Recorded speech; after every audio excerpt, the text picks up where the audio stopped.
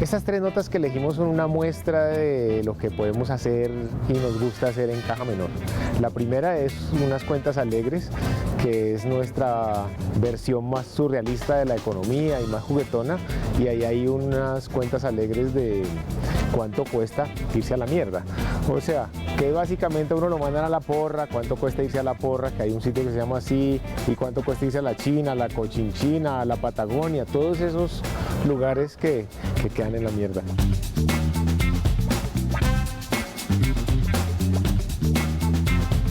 La segunda es Guerra de Divisas, que nos gustó hacerla porque es un tema muy abstracto. Encontramos una forma de hacerlo divertido, de la mejor manera. Nos gusta mucho cómo quedó.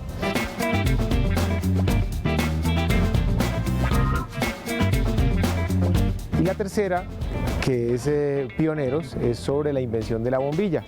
Y creo que esa sección quedó bonita visualmente y al mismo tiempo nos da un resumen de las personas y los hechos que aparecieron en la invención de la bombilla.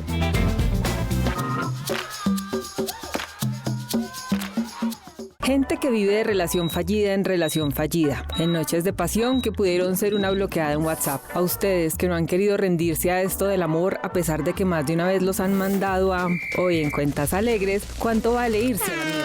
A más de uno nos han mandado a la porra. Hagamos paseo de olla y vayámonos para la vereda La Porra, en el municipio de Abriaquí, en Antioquia, apenas a 4 horitas de Medellín. Aprovechemos y de una vez visitamos el Parque Nacional Natural Las Orquídeas, lo más lindo que tiene esta zona. Desde Bogotá para este viaje necesitaremos un tiquete de bus a Medellín por 65.000 pesos y después alquilar un carro para un recorrido de 3 horas 50 minutos que costará 58.000 pesos por día usando el carro más barato del mercado, que a su vez necesita 5.2 galones de gasolina para cumplir con el recorrido, para un total de 48.680 pesos. Irse a La Porra cuesta 171.680 pesos sin comida incluida. Lo mandaron a la mierda. Puede irse a Białystok, en Polonia, un pueblo pequeñito que tiene el infortunado nombre de heces blancas en su traducción al español. Queda apenas a 17 horas con 20 minutos en bicicleta desde Varsovia, capital del país, en un hermoso recorrido de 336 kilómetros por vías donde de hecho sí respetan a los ciclistas. Desde Bogotá un tiquete de ida a Varsovia el 1 de enero de 2020 cuesta 2.648.501 pesos, con 2 escalas y apenas 40 horas 30 minutos de viaje. No incluimos tiquete de regreso porque no se ha sabido de persona alguna que se vaya a la mierda a la que se le haya invitado a regresar.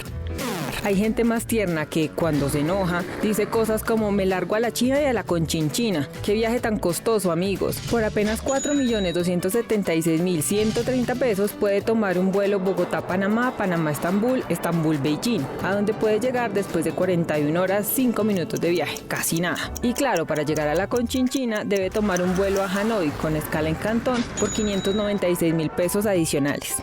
Y prepárese porque la Conchinchina está bien al sur de Vietnam, así que le esperan otras 26 horas de viaje en carro o 303 horas caminando. Costo de irse a la China de la Conchinchina, 5.744.260 pesos sin contar traslados terrestres. Para irse a la Patagonia solo es necesario comprar un tiquete de avión Bogotá-Buenos Aires, Buenos Aires-Ushuaia, que le cuesta 2.493.200 pesos empezando 2020. Como es la opción más barata, vayámonos todos para La Porra.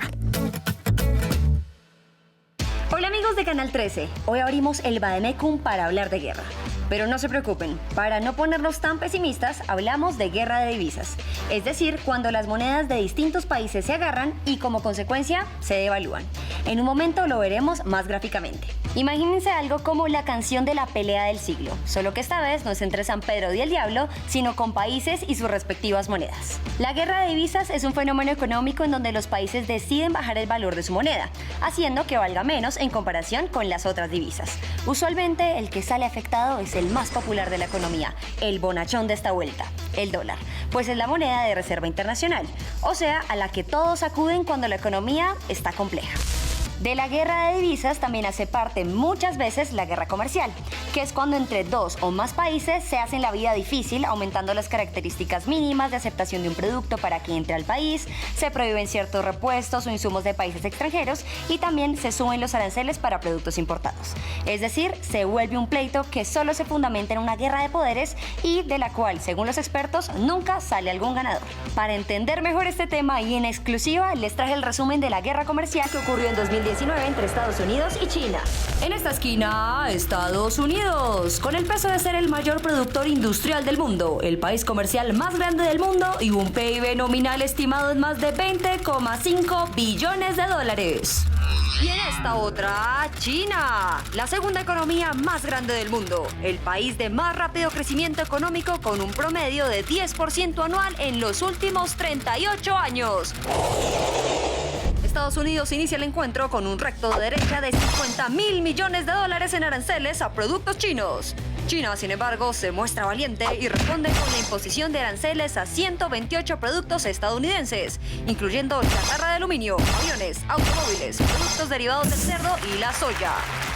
Entra otra vez Estados Unidos abajo, izquierda, derecha y conecta con un golpe en la publicación de 300 categorías de las importaciones chinas a las que va a colocar aranceles, incluyendo piezas de aviones, baterías, televisores de pantalla plana, dispositivos médicos, satélites y armas. China contraataca con un golpe de gancho que aumenta en 25% los aranceles a automóviles y esta pelea está que arde. Viene Estados Unidos y da un golpe directo en la cara. Google anuncia que dejará de actualizar el sistema operativo para móviles a los propietarios de teléfonos Huawei. Eso debió doler. Después de todos estos acontecimientos, uno de los golpes de China fue devaluar su moneda, el yuan. China devaluó su divisa a un mínimo en los últimos 11 años, días después de que Estados Unidos anunciara que impondría otro 10% en aranceles a los productos procedentes de China por un valor de 300.000 millones de dólares a partir de septiembre. En este punto, un dólar podría comprar 7 yuanes. La devaluación de la moneda es un arma de doble filo. Por un lado, aumenta la competitividad de un país, pues todo se vuelve más económico a ojos del mundo. Esto incentiva el comercio y las exportaciones. Sin embargo, eso da un claro mensaje a los inversionistas y es que China es un país que manipula su moneda y que puede llegar a ser un mercado muy vulnerable. Como se devaluó el yuan, se aumentó el precio del dólar, porque los inversionistas con esta caída buscan refugiarse en monedas más estables como el yen japonés, el franco suizo y por supuesto el billete verde, mis amigos, el dólar. Lo empiezan a adquirir de manera compulsiva y esto hace que aumente su precio. Todos corren a refugiarse. Aquí en Latinoamérica ya vimos los efectos con una TRM que nuevamente llegó a un máximo histórico marcando 3.447 pesos. Esto es simplemente una muestra de que estamos conectados y que en definitiva es importante conocer cuál es la movida del mundo para estar listos a reaccionar sobre las decisiones de estas naciones. Y aunque no lo creamos, las discusiones de países diferentes al nuestro afectan nuestra economía. Ojo a la movida de la economía y del dinero con caja menor. Cerramos el Bademecum. Nos vemos a la próxima. ¡Chao!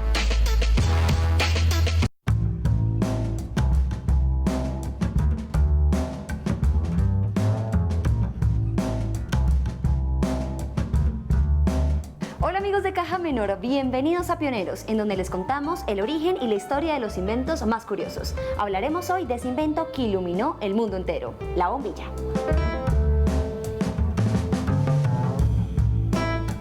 Sí señores, se me iluminó el bombillo con esta nota. Por eso es que vamos a hacer un recorrido por la historia de este artefacto que permitió convertir nuestras noches en días. Usualmente pensamos en Thomas Alva Edison como el pionero detrás de esta maravilla de invento. Sin embargo, ya existían inventores que previamente habían hecho una incursión en la fabricación de la bombilla. La diferencia es que ninguno de ellos había logrado sacarla del laboratorio.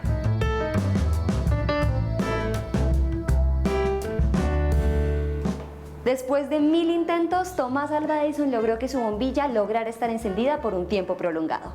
Esto lo patentó en 1880 y es conocida como la bombilla comercialmente viable, porque logró ser sacada del laboratorio para ser utilizada tanto en hogares como en alumbrado público.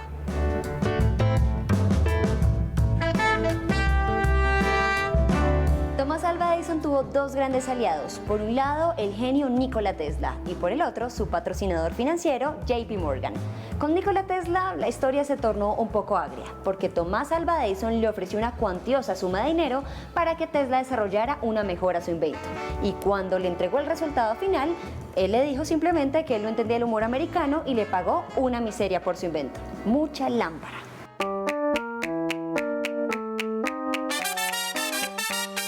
Enfurecido, Nikola Tesla creó su propia compañía, la cual fue competencia de Tomás Alva Edison toda su vida.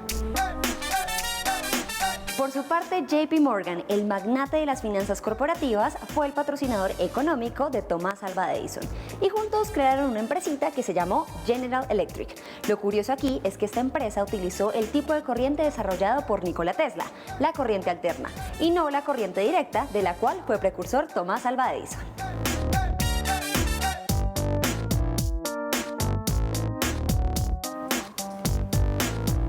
El bombillo representó un gran avance, porque para hacerlo replicable se tuvo que generar la primer planta eléctrica, lo que cambió por completo la historia de la humanidad. Vamos a ver algunos datos curiosos del bombillo. De toda la electricidad que pasa por los hilos metálicos de una bombilla incandescente, solo el 10% se convierte en luz y el 90% en calor. Tomás Alva Edison probó con más de 6.000 filamentos de materiales distintos para que la bombilla fuera duradera. Se tuvo más de 2.000 intentos antes de la primera bombilla encendida por tiempo prolongado. El resultado del primer experimento exitoso de Edison fue una bombilla que duró encendida 40 horas. 40 horas que cambiaron la historia. En 2009, una directiva de la Unión Europea estableció un plazo para que se dejaran de fabricar y comercializar lámparas incandescentes. En 2014, todas las bombillas fueron retiradas del mercado.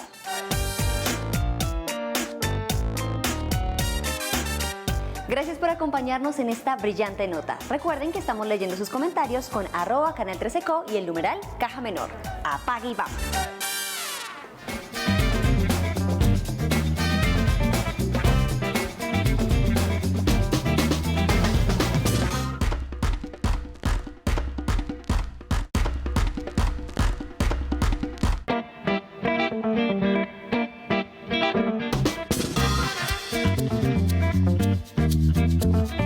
Bueno, para tomar control es importante tocar temas que afectan directamente a la audiencia y más a la audiencia de canales públicos.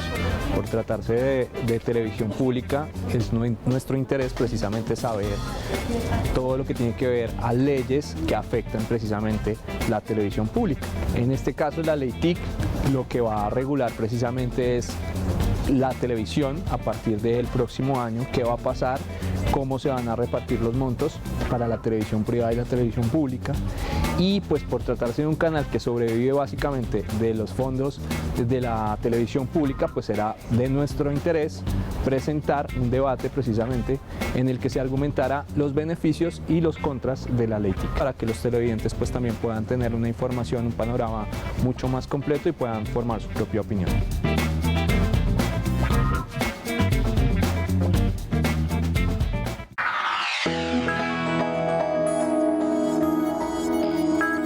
En Colombia, la televisión clásicamente se consideró que era muy poderosa y que tenía que tener autonomía e independencia del órgano estatal y de todos los poderes, que era como una... La Constitución del 91 creó la Comisión Nacional de Televisión como diciendo esto es muy importante para el juego democrático, para el juego político, para el juego simbólico del país, luego debe tener autonomía e independencia del gobierno, porque es un ente estatal, de los poderes privados para funcionar, y lo mismo pasa en Europa, en Estados Unidos y en el mundo entero.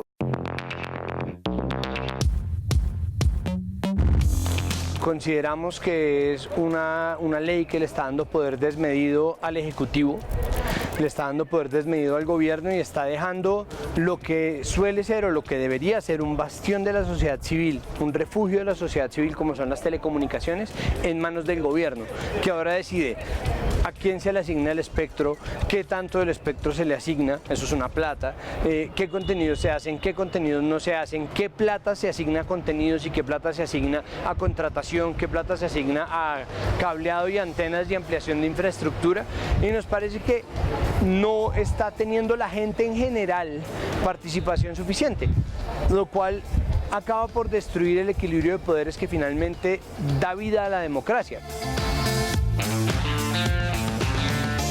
en ese sentido la televisión, la autoridad cumplía la función de casi que de regular el ecosistema de la televisión pública en Colombia, fundamentalmente de otorgamiento de licencias de espectro, de renovación de licencias de Canal 1, de Caracol, Televisión y RCN, era como un administrador del ecosistema público. La ley Mintic tenía un propósito interesante, que era volver a juntar todo en un solo ente, porque eso de que por un lado está la Agencia Nacional del Espectro, por otro lado estuviera la Autoridad Nacional de Televisión, por otro la CRC, pues no está bien, porque esto es un ecosistema. Pero resulta que la ley no es eso, es una ley de viejos medios, regula la televisión pero deja por fuera donde está hoy ya pasando la televisión, que es las plataformas digitales, deja también por fuera la Agencia Nacional del Espectro, o sea, ni fue convergente en entes reguladores, ni fue convergente en tecnologías, y además atentó contra un principio básico del que veníamos preservando, que es la soberanía cultural. No puso mínimos de contenidos de producción, con lo cual se genera trabajo, se genera empleo, economía naranja, y se genera eso en las plataformas digitales, sino que se les dejó libres y por fuera en otra ley, que es una ley de aparatos.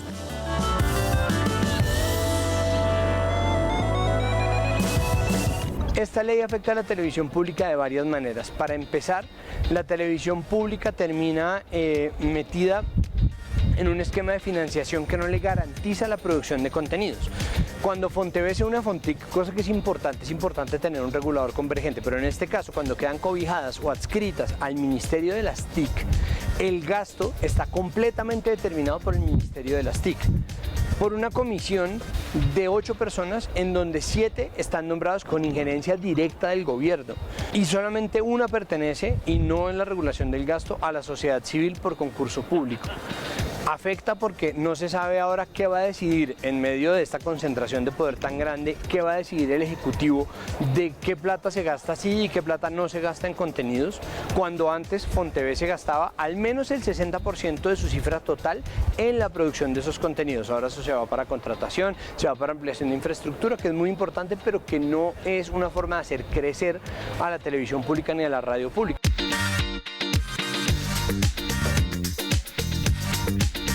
En los motivos de la ley no estamos en desacuerdo. Uno motivo, cerrar brecha digital, todo bien. 2, crear un ente convergente real, de verdad, de acuerdo.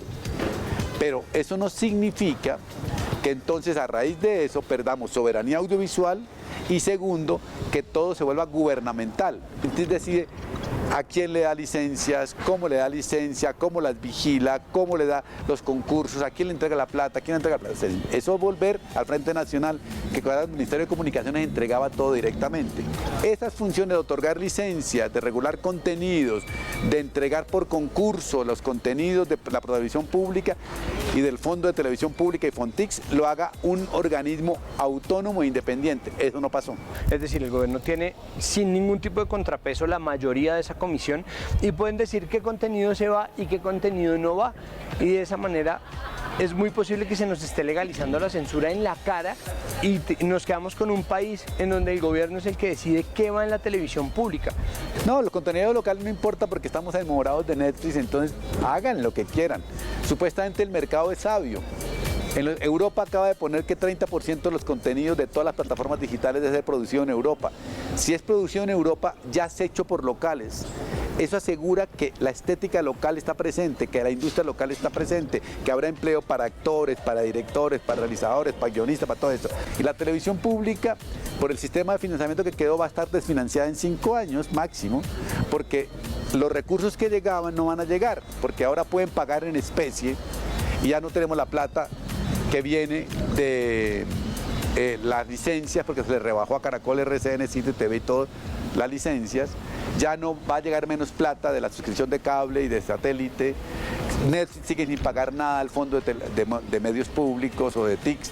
La gente en las regiones se va a ver sometida también a un concurso en donde un presupuesto que está siendo reducido potencialmente va a distribuirse entre mucha gente, y por supuesto la viabilidad va a terminar siendo un ingrediente o un factor decisivo, y eso definitivamente va en contravía de lo que la televisión pública necesita para prosperar, necesita para crecer y necesita para progresar, y para que el país junto a ella progrese.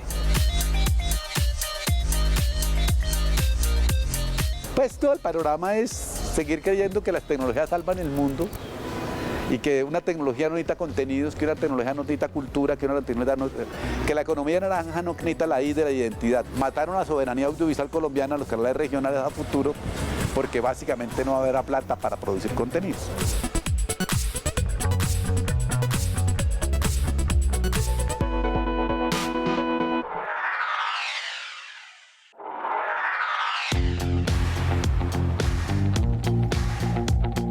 La ANTV en sus inicios es una institución que nace con la Constitución del 91.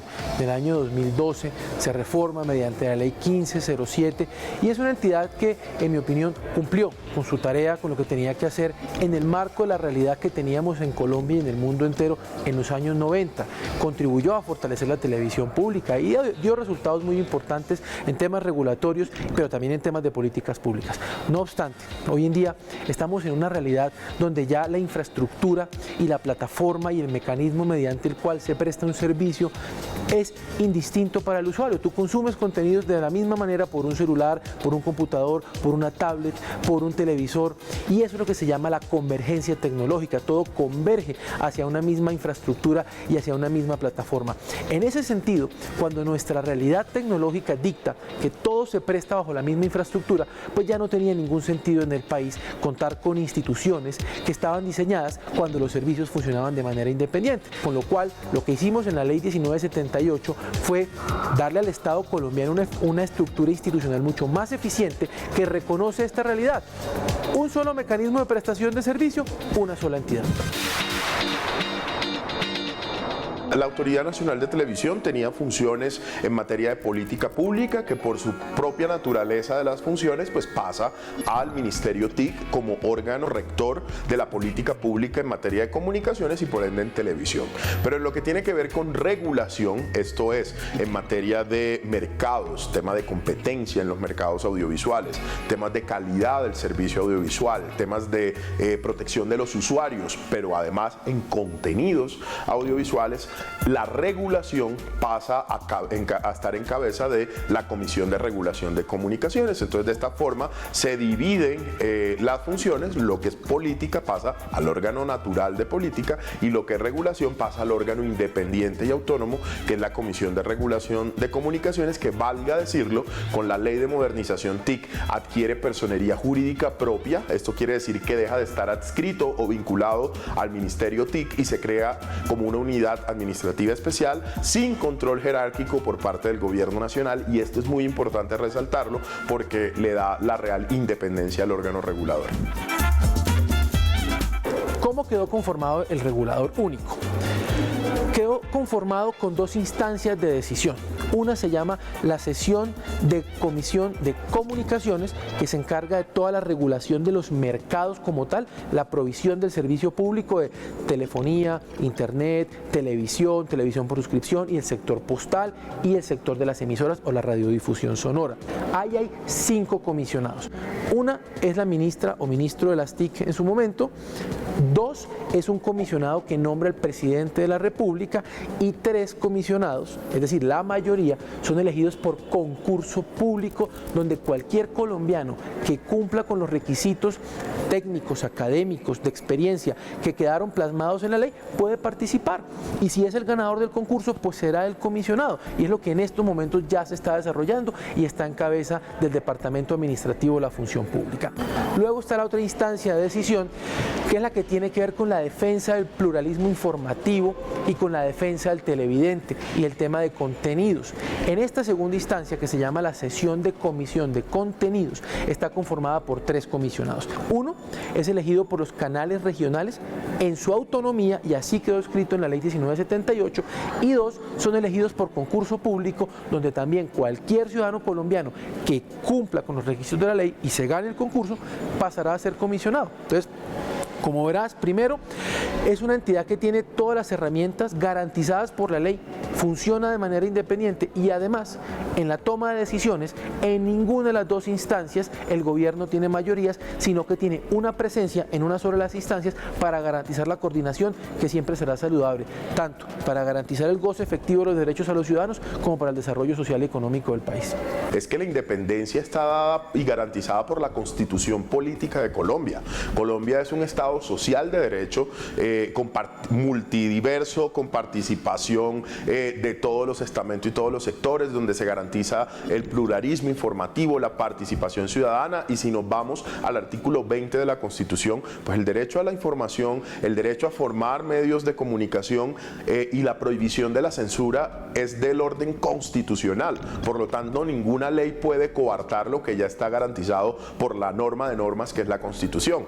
Ahora bien, en materia de regulación no hay que confundir a los ciudadanos, porque la regulación es una actividad que se hace en virtud de esa facultad que la misma Constitución le da a los gobiernos de intervenir en la economía, de poner reglas para que haya una sana competencia, para que todos puedan precisamente participar, compartir sus opiniones, sus puntos de vista, y pueda existir diversos frentes de información y diversos servicios de comunicaciones en el país.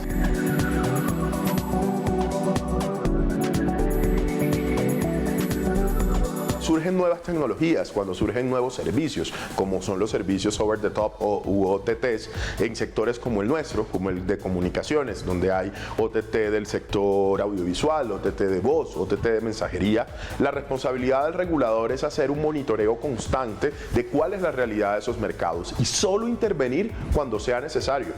No hay que partir de la base que todos los servicios se deben regular. Se debe entrar a regular cuando sea el momento. Y estos son servicios nuevos que están bajo la lupa y el monitoreo por parte del regulador, que es la Comisión de Regulación de Comunicaciones. Llevamos 2 años publicando un estudio sobre OTTs, pero todavía no es el momento. En el mundo se está dando esta discusión de cómo entrar a regular o no este tipo de servicios.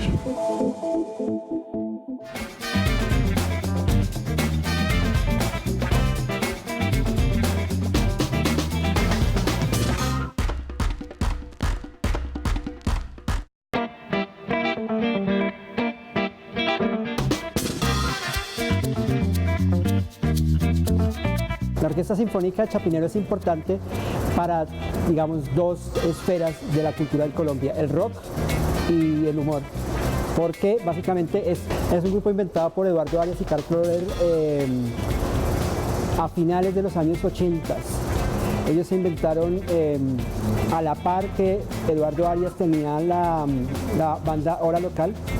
Con Carl Kloder armaron una banda imaginaria, digamos, que derivó de un proceso, digamos, editorial que ellos tenían, que se llamaba la revista Chapinero. Pasaron casi 13 años más o menos para que Kloder y Arias se volvieran a juntar para hacer un disco nuevo que se llama Bogotá, Ciudad Abierta, que editaron a finales del año pasado, que es de nuevo un homenaje a esta Bogotá caótica del siglo XXI, reimaginándola para hacerla una ciudad más amable, en medio de canciones divertidas, y siempre de la mano de lo que Carl Kloder llaman en la nota copy-paste. Entonces queríamos preguntarles por qué habían vuelto, ¿sí? ¿Por qué esa necesidad de volver a hacer 2 discos que editaron en el año pasado, uno de collage y otro de canciones nuevas, y revisitar esta historia de una banda que de alguna manera ha hecho que esta ciudad sea más amable y más divertida, repensándola desde sus carencias, digamos.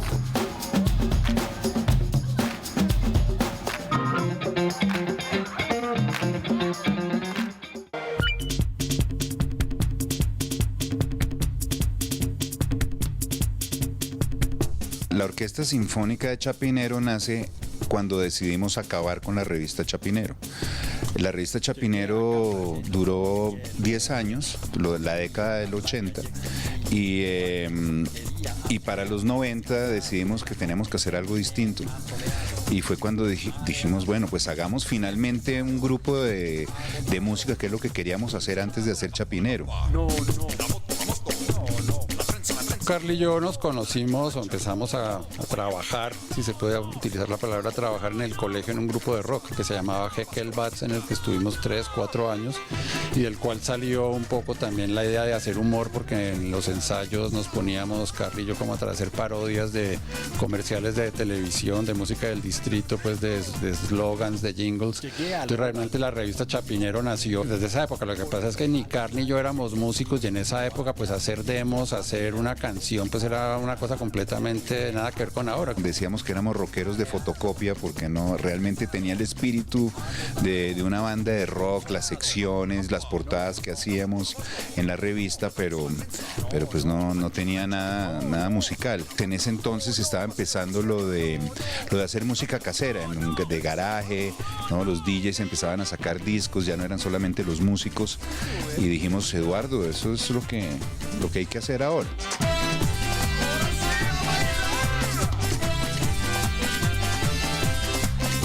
En el año 89, Fernando Muñoz, que era miembro de Hora Local, él ya tenía una grabadora Ampex de 8 pistas.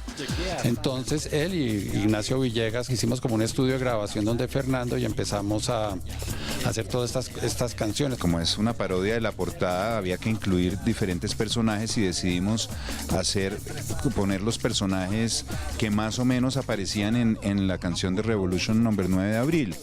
Varios políticos, donde hay partes de discursos. Supimos aprovechar bien un disco de los 50 años del tiempo que tenía todos esos discursos, porque obviamente en esa época tampoco no había internet, era una cosa pues para bajar música, de internet tampoco se podía. Entonces nos tocaba bajar música de otros LPs. Era un trabajo de pegastick, de tijera, de fotos. O sea, el copy-paste nos persigue.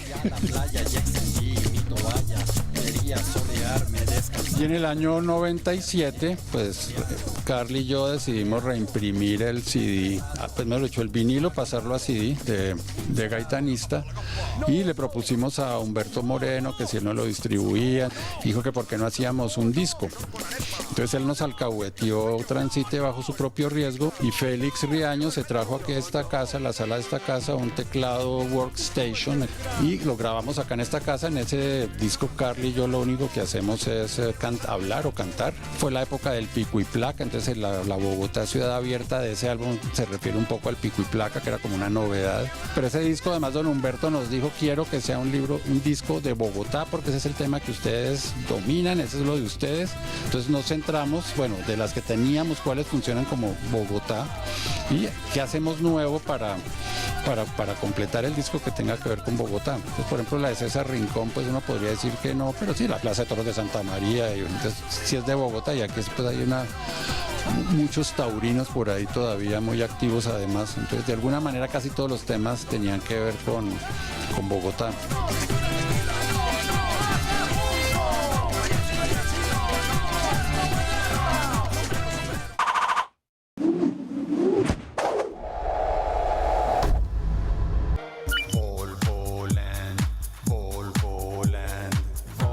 Concierto para Delinquir es un proyecto que nació a raíz de Transite bajo su propio riesgo, en el sentido de que yo quedé súper engomado con el teclado que trajo Félix. Entonces yo empecé como a partir del año 98-99 a empezar a hacer música aquí en la casa. Y en ese momento pues era como la transición del gobierno de Andrés Pastrana, la llegada del gobierno de Uribe, todo el tema de los paramilitares, las masacres. Entonces yo andaba realmente como con mucha furia, ¿no? Pues como de esa época de tanta violencia, tantos muertos y todo. Entonces yo empecé a buscar esos temas, hice algunas parodias como de My Favorite Things, pues la de la novicia rebelde, y le puse la letra que paramilitares al amanecer, guerrilla venteada al anochecer, esas son cosas que me hacen pensar Colombia, no sé qué. Entonces adapté como My Favorite Things a eso. Casi que parecería como de Radio Chapinero en ese sentido, ¿no? Que son los personajes de la política de ese momento. Una rata todos los días. Es el mejor sistema de transporte. Pues nos dimos cuenta que para hacer el programa, que duraba unos 20 minutos, 25 hasta 30 minutos al aire, necesitábamos como hacer como más canciones, videos de las canciones, para que no fuera solamente los dos hablando. Y fue cuando dijimos, bueno, ¿por qué no como que revivamos un poco la Orquesta Sinfónica de Chapinero con las cosas que están sucediendo y empezamos a generar un material que después de un tiempo dijimos, no, bueno, ya tenemos material suficiente para sacar un disco. Y así salió. En ese disco de Bogotá Ciudad Abierta hay temas que no formaron parte de Radio Chapinero. Es decir, la de Volvo Land estaba lista antes y la de Bogotá Ciudad Abierta la hicimos también pensando en el disco.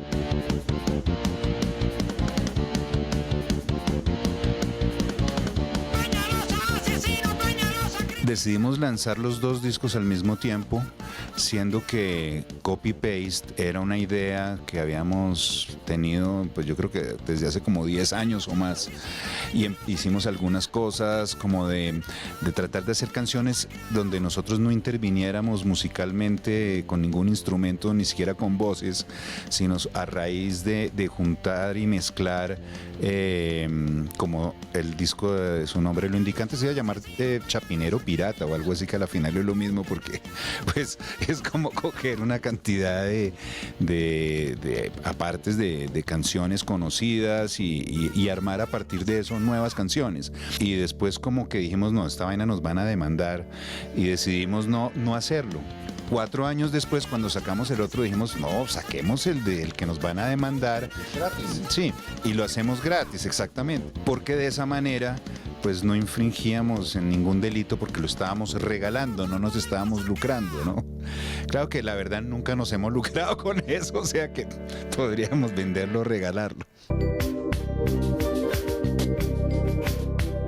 Al fin y al cabo, la revista Chapinero es una revista, o era una revista de humor, y lo mismo la Orquesta Sinfónica de Chapinero, y yo creo que ahí siempre hemos estado tanto con el humor político, sobre todo con el humor político, pero también con otro tipo de cosas de humor y mucha influencia también musical, como personajes como Frank Zappa, que de hecho tiene una serie de discos que se llama Does Humor Belongs to Music, ¿no? Sí, 6 tomos, que es El humor pertenece a la música, como una pregunta, y sí pertenece a la música. Y nosotros lo que descubrimos, tanto con las cosas que hemos hecho de libros, revistas o programas de televisión o música, es que a la final el formato cambia, pero el espíritu permanece, tanto el de la ciudad como el de hacer humor.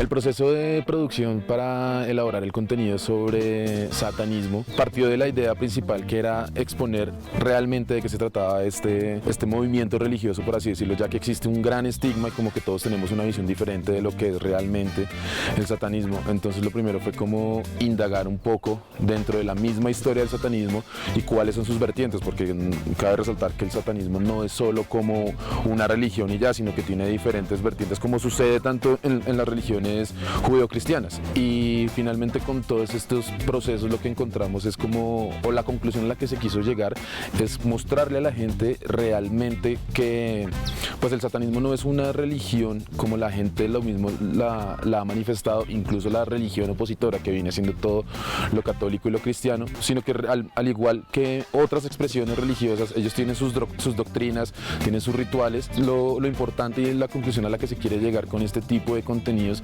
es no mostrar que una religión es buena, que otra es mala, simplemente era mirar cuáles son las prácticas religiosas de cada una y que cada una merece su mismo respeto.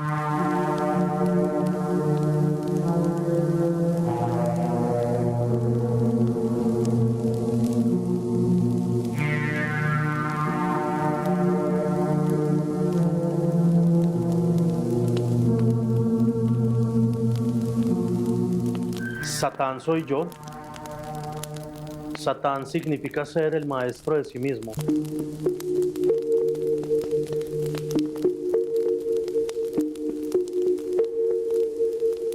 El satanista, o ¿qué se entiende por satanismo? Es un estilo de vida. Es un opositor, un adversario. Alguien que no se para a esperar que las cosas lleguen, las empuja. Es un ser que cree en la verdad con la verdad, con Lucifer, con el portador de la luz. Es la luz interior, el sol espiritual, esa fuerza que emana dentro de cada ser. Es la ardiente llama de la sabiduría que dormita dentro de cada ser, que al despertar le llamamos Lucifer.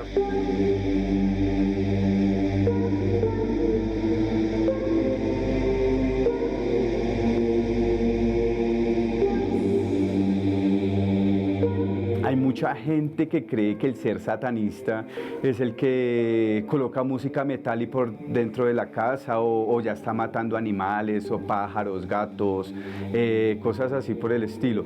No, la gente está muy equivocada. El ser satanista y en los rituales de satanismo es la nivelación corporal, es la nivelación espiritual del ser humano. Cuando alguien se interesa en contactarnos ya para comenzar un camino, un recorrido dentro del sendero, lo que hago principalmente es hablar con él, porque así como las personas que se acercan a uno pueden venir con buenas intenciones, hay otras que vienen pensando en lo que les ha regalado la televisión, la prensa, las películas. Entonces comienzan a idealizar un montón de cosas, como que dentro de un rito se les va a aparecer el diablo, se les va a aparecer el demonio. La estigmatización que ha creado algunas personas en el área del satanismo, de igual forma en la música también, ha sido por llevar las cosas por donde no son. Hay personas que son agresivas, violentas, sociópatas, esquizofrénicas, pero nada de eso tiene que ver con la evolución del satanismo dentro de cada uno de nosotros. Son tendencias emocionales o psicológicas que las personas van desarrollando al ser mal dirigidas. Y son personas que tratan como de lavarle el cerebro a las personas que la rodean o que lo rodean sobre un tema demasiado desenfocado de lo que en realidad es el satanismo o el luciferismo. Entonces muchos de estos diletantes del sendero de la mano izquierda que de pronto hacen sacrificios rituales con animales o con otras cosas donde utilizan la sangre, no tienen nada que ver con el verdadero satanismo. Incluso algunas de las sectas creen realmente que el diablo no es una fuerza como nosotros, ellos creen que el diablo existe.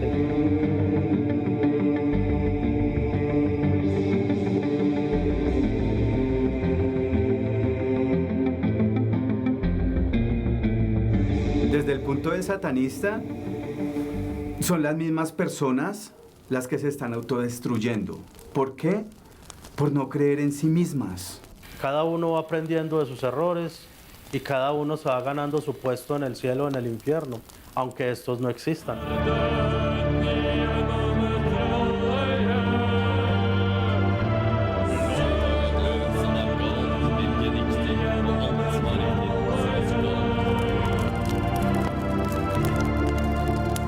El odio, la muerte, la destrucción van de mano con el satanismo, van de mano con todas las religiones. Incluso dentro del satanismo no hay violencia.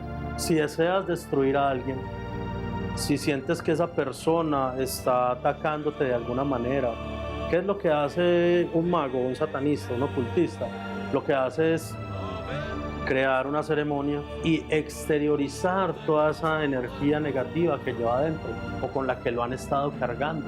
Pero nunca va a ir directamente a apuñalar, a atacar, a masacrar, a sacrificar a esa persona. Nosotros somos personas que estemos donde estemos, vamos a compartir con personas de toda clase de género y en ningún momento uno va a estigmatizar ninguna de esas personas, mientras que si tú te vas a mostrar ya en un ritual tal como es, van a sentir temor, porque lo que les han inculcado es el demonio, es de cuidado. Y no, eso no es así. Es más una cuestión de desinformación acerca de lo que es el satanismo, que abarca muchísimas ramas de la parte esotérica y del ocultismo.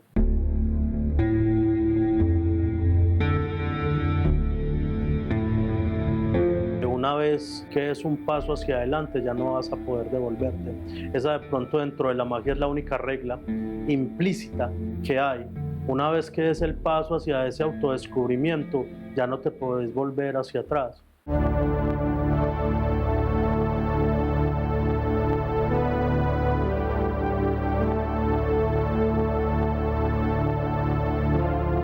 No estamos en la calle gritando a los cuatro vientos, tampoco queremos ser profetas ni ir de puerta en puerta predicando la palabra de Satán ni nada de esas cosas.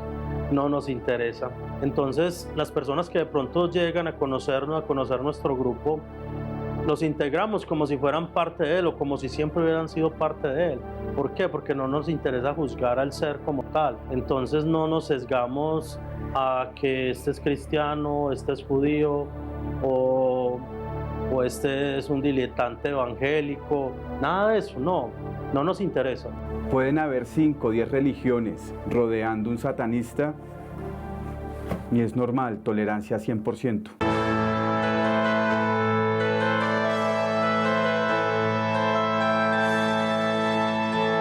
Dentro de nuestros ritos intentamos lograr esa versatilidad para que los participantes o las personas que se aunan dentro de la cámara ritual o dentro del rito en sí se contagien. Más que una práctica religiosa, es una limpieza espiritual, carnal y un tratamiento mental para las personas que lo necesitan. Claro, dentro de un rito debemos utilizar estimulantes emocionales. Como te decía, la música es uno de ellos.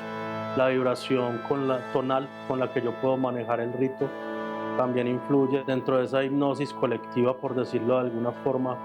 Hemos logrado realizar desde lo más simple hasta lo más fuerte.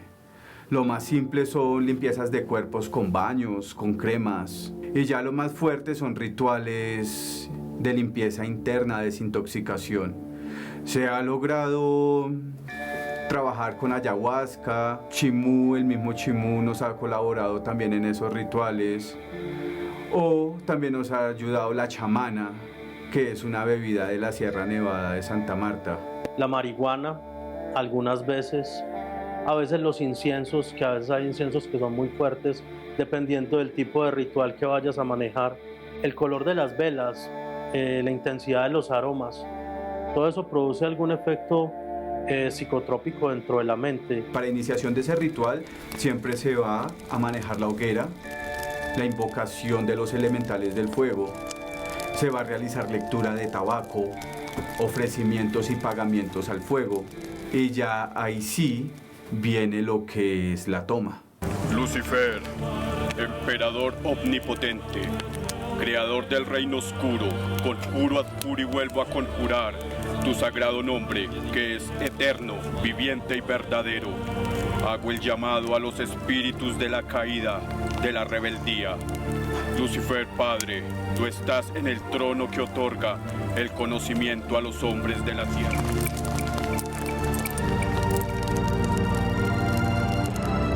Lucifer 100%. ¿Por qué? Porque es la guía.